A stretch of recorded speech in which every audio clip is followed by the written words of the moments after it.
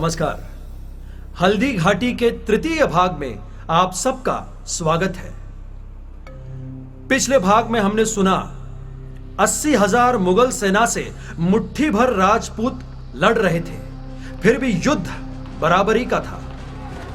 राणा की तलवार मानो मुगलों के लिए काल बन गई थी। राणा का घोड़ा चेतक मानो बाज बन गया था। हल्दी घाटी का युद्ध अपने चरम पर था। ऐसा प्रलय घट रहा था कि प्रकृति की आत्मा भी कांप उठी।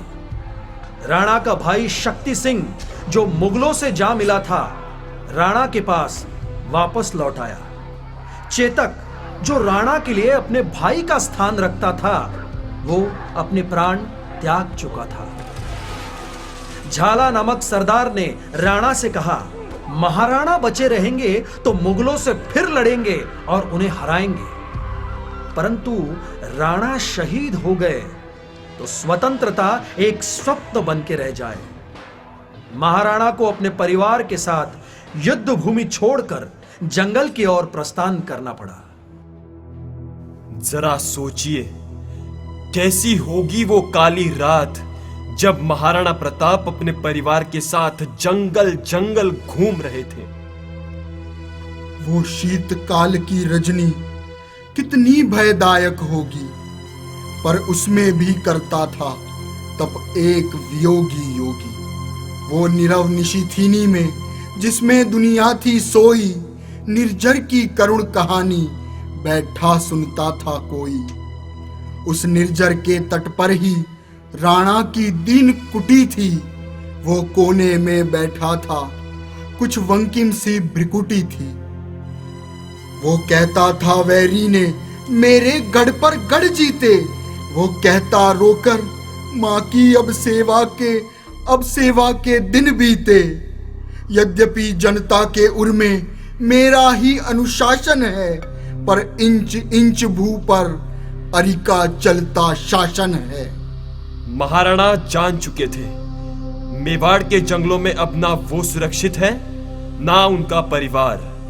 अकबर के गिद्ध किसी भी क्षण वहां आ सकते हैं। ये सोचकर उसने निशी में अपना परिवार जगाया।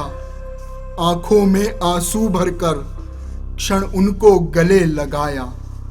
बोला, तुम लोग यहीं से माँ का अभिवादन कर लो। अपने अपने अंतर में जननी की सेवा भर लो। तत्काल किसी के पद का खुरखुर रव दिया सुनाई। कुछ मिली मनुज की आहट, फिर जय जय की ध्वनि आई। राणा की जय, राणा की जय, जय राणा की जय हो प्रताप की जय हो, राणा की सदा विजय हो। तुम भी सुनती या मैं ही श्रुति मधुनाद सुनता हूँ? जय जय की मंथर ध्वनि में मैं मुक्तिवाद सुनता हूं। तब तक भामा ने फेंकी अपने हाथों की लकूटी। मेरे शिशु कह राणा के पैरों में रख दी त्रिकुटी। भामा मेवाड़ के मंत्री थे, जिन्होंने अपनी सारी संपत्ति महाराणा के चरणों में रख दी। महाराणा को हिमालय जैसा बल मिला और फिर एक बार अपनी मातृभूमि के लिए राणा ने अपनी सेना एकत्रित की और इस बार मुगलों के खिलाफ तांडव किया। सग फागुन था, शीत भगाने को माधव की उधर तैयारी थी। वैरी निकालने को निकली, राणा की इधर सवारी थी। सुनकर भेरी की नाद उधर रण करने को शहबाज चला। लेकर नंगी तलवार इधर रणधीरों का सिरताज चला। प्रलयंकर संगर वीरों को जो मुगल मिला वो सभय मिला। वैरी से हल्दी घाटी का बदला लेने का समय मिला। गज के कराल किलकारों से, है के हिन हिन हुंकारों से, बाजों के रव ललकारों से, भर गया गगन टंकारों से। क्षण क्षण प्रताप का गर्जन सुन, सुन सुन भीषण रव बाजों के। और कफन कांपते थे थर थर, घर में भयभीत बजाजों के। अवनी पर पैर न रखता था, अंबर पर ही वो घोड़ा था। नभ से उतरा अरि भाग चले, चेतक का असली जोड़ा था। वो कभी अचल सा अचल बना, वो कभी चपल तर तीर बना। जम गया कभी वो सिमट गया, वो दौड़ा उड़ा समीर बना। यदि उसे किसी ने टोक दिया, वो महाकाल का काल बना। यदि उसे किसी ने रोक दिया, वो महाव्याल विकराल बना। राणा को लिए अकेला ही रण में दिखलाई देता था। ले लेकर अरि के प्राणों को चेतक का बदला लेता था। राणा उसके ऊपर बैठा जिस पर सेना दीवानी थी। कर में हल्दी घाटी वाली वही तलवार पुरानी थी। वो बिजली सी चमकी चमचम, फिर मुगल घटा में लीन हुई। वो छप छप छप करती निकली, फिर चमकी छिपी विलीन हुई। ये हाल देख वैरी सेना देवीर समीर से भाग चली। ये हाल देख वैरी सेना देवीर समर से भाग चली। राणा प्रताप के वीरों के उर्मे हिंसा की आग जली। मेवाड़ देश की तलवारें अरि रक्त स्नान से निखर पड़ी।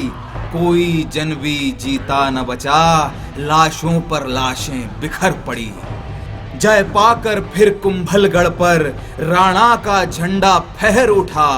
वो चपल लगा देने ताड़न, अरि का सिंहासन ठहर उठा। फिर बढ़ी आग की तरह प्रबल राणा प्रताप की जनसेना। गढ़ पर गढ़ ले बढ़ती थी वो आंधी सी सन सन सेना। मेवाड़ हंसा फिर राणा ने जय ध्वजा किले पर फहराई। मां धूल पोंछ कर राणा की सामोद फूल सी मुस्काई। मां धूल पोंछ कर राणा की सामोद फूल सी मुस्काई। महाराणा को स्वाभिमान वापस मिला और अकबर को यह संदेश कि राजपूतों को 100 बार मरना स्वीकार है, लेकिन मातृभूमि के चरणों में शत्रुओं की बेड़ियां स्वीकार नहीं। मेवाड़ के किलों पर फहरता केसरिया झंडा अकबर की पराजय पर हंस रहा था और महाराणा जैसे पुत्र पर मां भारती का प्रेम बरस रहा था। अकबर दिल्ली छोड़कर लाहौर चला गया और इतिहास साक्षी है साथियों कि वो कभी लौटकर वापस राणा से टकराने की हिम्मत नहीं जुटा सका।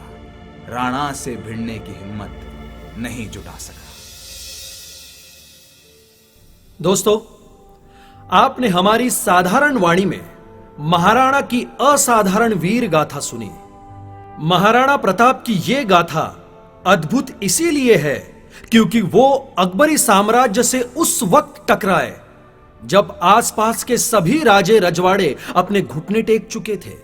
मेरे दोस्तों, हम सौगंध लेते हैं कि हम अपने गौरवशाली इतिहास पर इतराएंगे, गर्व करेंगे और कभी आवश्यकता हुई तो हम भी राणा की तरह अपनी जान पर खेल जाएंगे। इसीलिए हे युवकों, अगर प्रगति के पथ पर चलना चाहते हो तो सर पर बरसे चाहे ज्वालाएं, पांव के नीचे हो अंगारे, हमें हाथ पकड़कर चलना होगा, कदम मिलाकर चलना होगा, कदम मिलाकर चलना होगा।